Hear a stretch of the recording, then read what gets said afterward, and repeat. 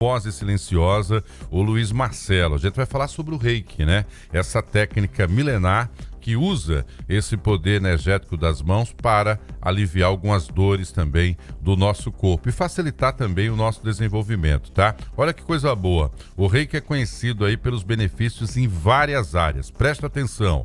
Redução do estresse e ansiedade. Você conhece alguém que tem estresse e ansiedade? Importante, hein?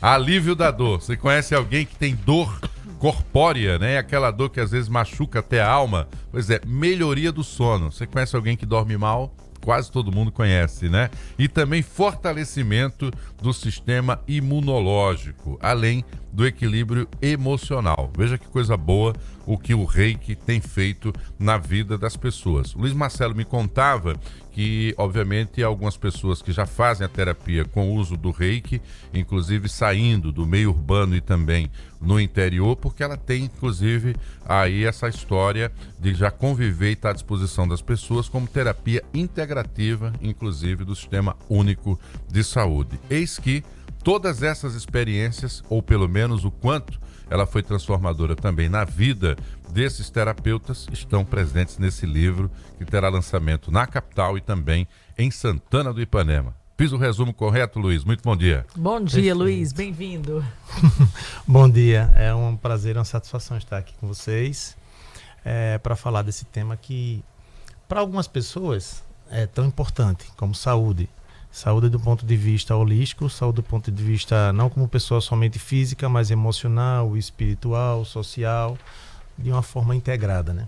O Reiki como técnica, ele surge no Oriente, é isso? Chega ao Brasil e tem essa boa aceitação. E eu falo isso porque, obviamente, quando a gente tem uma dor, e a gente não quer necessariamente que seja o remédio A ou o remédio B, a gente quer eliminar a dor. E aí como é que o Reiki consegue, né, transpor tantas concorrências aí dos anestésicos e dos laboratórios? Não, a energia pode curar você. Exato. A ideia de que há uma energia, de que nós somos energia, ela não é nova. Né? A própria ciência com Einstein já nos fala que nós somos, que matérias nada mais é do que energia condensada. E as grandes correntes religiosas do mundo, como o cristianismo e o budismo, trazem vários exemplos de pessoas como Jesus e os apóstolos que curaram através da imposição das mãos, através de técnicas, nos mostrando que há uma capacidade, há uma possibilidade de a gente canalizar algum tipo de energia que venha restaurar a saúde das pessoas de alguma forma. Então, no Oriente apareceu uma pessoa chamada Mikao Usui, que ele começou a pesquisar e ele era um estudioso da linha budista, depois estudou teologia, se formou na universidade, foi para o Tibete, para tentar aprender, entender como é que era essa técnica. Se existiam pessoas que eram capazes de canalizar algum tipo de energia e essa energia poderia trazer algum conforto, alguma cura, então ele dedicou a vida dele a essa busca.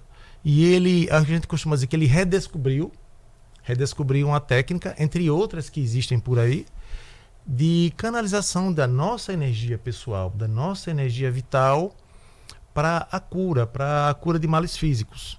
Foi um pouco trabalhoso, porque no Tibete já se estava buscando apenas a cura dos males espirituais, mas ele queria a cura dos males físicos, porque a ideia dele era trabalhar com o povo. Quem procurava tinha dor, né, Thaís? Procurava tinha dor. Agora, ao contrário do que muitas pessoas podem achar, o Reiki é tudo isso aí. Isso é ciência, né? Não tem nada a ver com religião, não tem nada a ver com misticismo.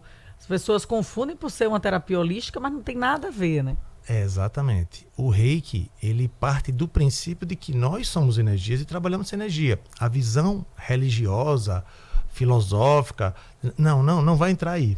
Então a ideia é, você tem uma boa vontade de trabalhar, de se conectar com algo maior, independente de que esse algo seja, e tratar e fazer o bem ao próximo, isso aqui é o mais importante, independente até se você for ateu, agnóstico, é um processo, é uma ferramenta que está ali para que você possa auxiliar o próximo de alguma forma. Isso que é o mais importante. Exatamente. O que é que vocês levaram para o livro? Porque naturalmente você é um dos coautores e tem experiência com outras pessoas que também trabalham com a terapia, e vocês trazem esses resultados do ponto de vista de personagens alcançados pelo Reiki, ou vocês próprios, como pessoas que se transformaram ao longo do tempo por conta do uso da técnica? Hoje nós temos uma quantidade de livros bastante expressiva em relação a técnicas e em relação ao conteúdo de como proceder com o reiki.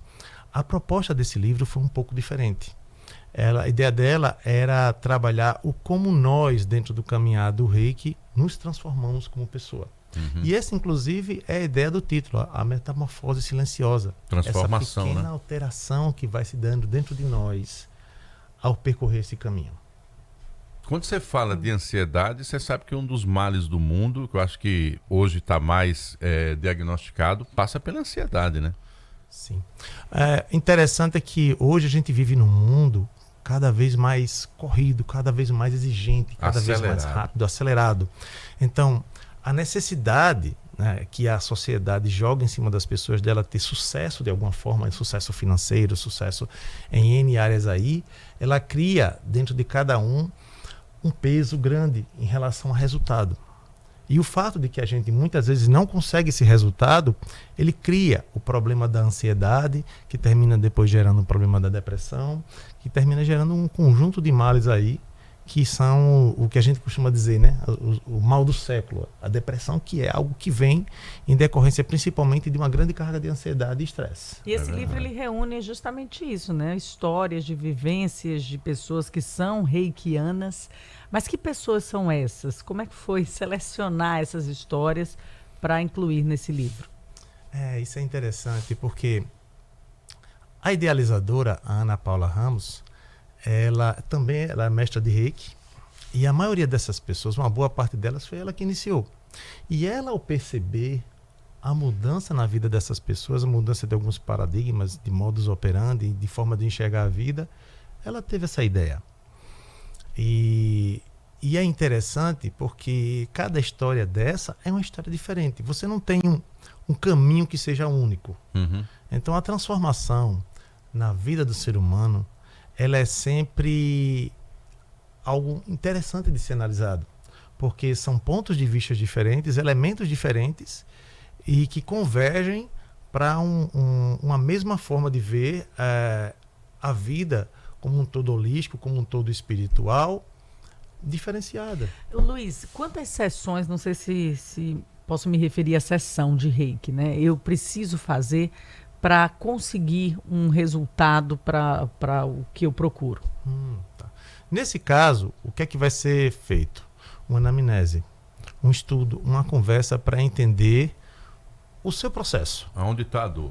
Exatamente. E assim, o processo não é nem somente a dor em si, mas entender o que é que está causando. Como é a sua vida, como é a sua correria, como são as exigências do seu dia a dia, para que a gente possa entender de uma forma integral. Todo tratamento integrativo, ele tenta analisar o ser humano não só do ponto de vista de uma dor em si, mas o que é que está por trás disso. Quais são os elementos de estresse, de conflito, que vai se juntando ali para trabalhar aquele seu problema. Então, por exemplo, hoje a gente pode falar de dor nas costas e tal, mas entender que essa dor nas costas muitas vezes é causada não só por uma postura, mas por estresse, mas por exigência do trabalho, exigência familiar.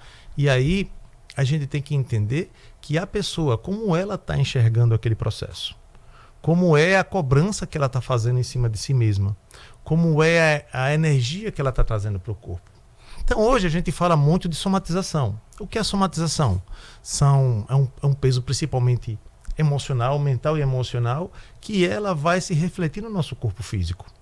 E então, se a gente parar para entender que a dor, ela muitas vezes é só um sintoma de algo que está por trás, e que é algo que muitas vezes é psicológico, emocional, aí a gente tem que entender que para você alcançar o fundo, você precisa entender esse processo.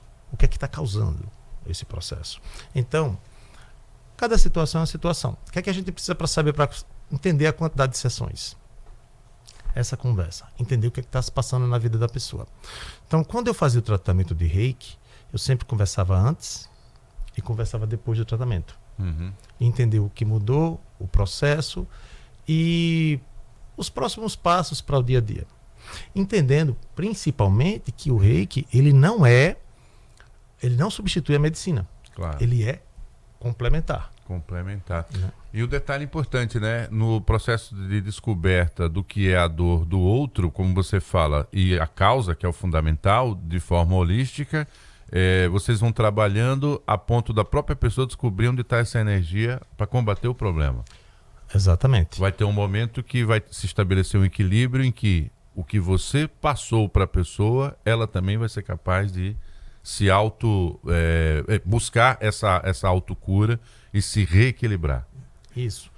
A ideia é que a gente está trabalhando o físico, a gente está trabalhando o emocional para que a pessoa desfaça alguns bloqueios. Então, se a gente entender que a gente passa a criar dentro do nosso... Nós temos um corpo energético. Esse corpo energético ele é relacionado com o físico. Ele cria bloqueios. Nosso emocional e nosso mental podem criar determinados bloqueios. E se a gente vai tratar com o reiki para que esses bloqueios sejam rompidos, a gente tem que entender que o processo que criou aqueles bloqueios tem que ser tratado também. Perfeito, perfeito. A forma integrativa, porque vê o ser humano como um todo, né? Interessante que essa história toda vai estar aqui, ó. Ele conta tudo aqui, vivências de pessoas reikianas que conseguiram transformar também suas vidas, Luiz, através da prática. Então, tá aqui, vira a câmera aqui, Rafa, porque a gente consegue mostrar o livro Metamorfose Silenciosa. Vai ser lançado amanhã, Luiz Marcelo. Faz o convite aí para todo mundo conhecer essa história e esse livro. Como é que as pessoas podem ter acesso também?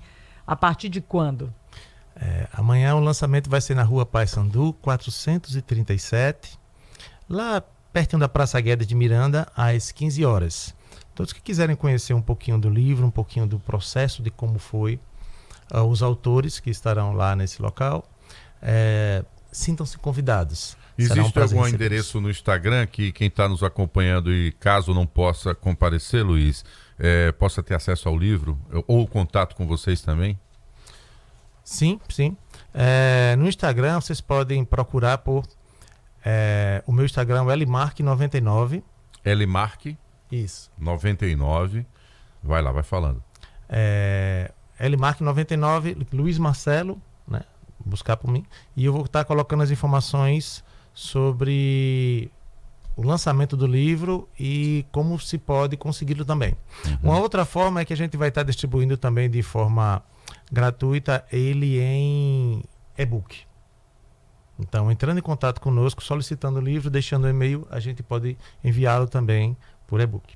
Olha aí, importante então para você ter acesso a essa técnica também digital, você que está acompanhando a nossa programação. Já achei o Luiz Marcelo, tá certo? Aqui, ó, lmark99 é o contato para você também achar detalhes, inclusive discutir a possibilidade de ser atendido aqui em Maceió. O livro também terá um lançamento em Santana do Ipanema, um local muito frio e, obviamente, para obviamente equilibrar aí as energias. Prazer conhecê-lo. Esse papo o Janete focou na ideia do livro, mas caso queira voltar para aprofundar mais sobre reiki, estamos à disposição, sempre bom, papo de manhã para dar aquela equilibrada logo cedo. Um abraço para o Luiz Marcelo, para os autores aí do livro Metamorfose Silenciosa. Até uma próxima oportunidade, Luiz.